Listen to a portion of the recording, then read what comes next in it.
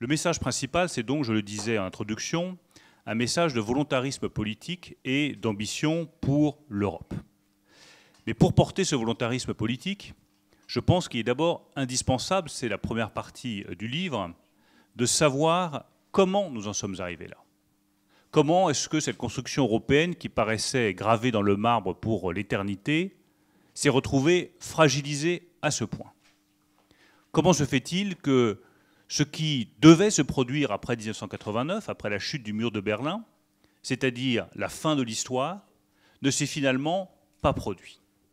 Et ce livre a été écrit à un moment où l'histoire revient en Europe et où cette illusion de la fin de l'histoire, qui était celle de la chute du mur de Berlin et de 1989, s'est dissipée.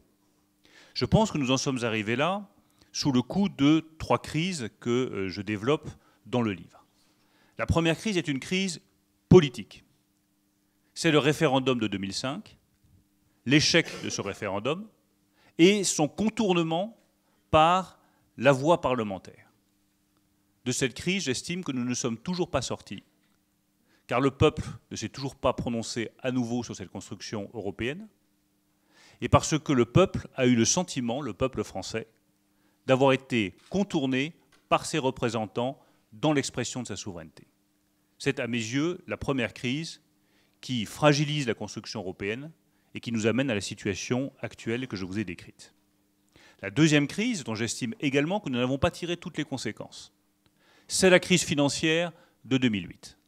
Elle aurait dû nous amener à repenser complètement l'architecture financière, bancaire, monétaire, économique de l'Europe. Ça n'a pas été le cas. Nous avons pris des mesures de sauvegarde, elles ont été efficaces, mais j'estime que nous ne sommes pas au bout de ces mesures et pas au bout des décisions nécessaires pour mettre fin aux excès de la crise financière de 2008 et garantir à l'Europe, en particulier à la zone euro, la capacité à résister à toute nouvelle crise économique ou financière.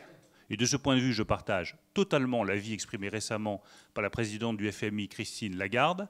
La zone euro n'est pas en mesure de résister à une prochaine crise économique ou financière de grande ampleur. Et nous n'avons pas su tirer toutes les leçons de cette crise financière de 2008.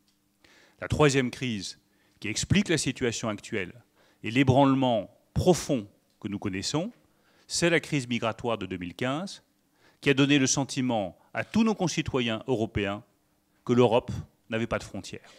Et si j'emploie là encore à dessein ce mot d'empire, c'est que les empires ont des frontières et qu'il n'existe pas de construction politique solide sans affirmation, protection des frontières.